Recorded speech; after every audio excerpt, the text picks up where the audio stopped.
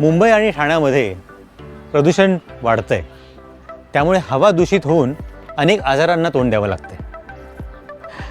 AQIच्या माध्यमातून बघितलं तर आपल्याला कळेल की नेरळ येथील हवा मुंबईच्या मानाने 10 पटीने शुद्ध आहे.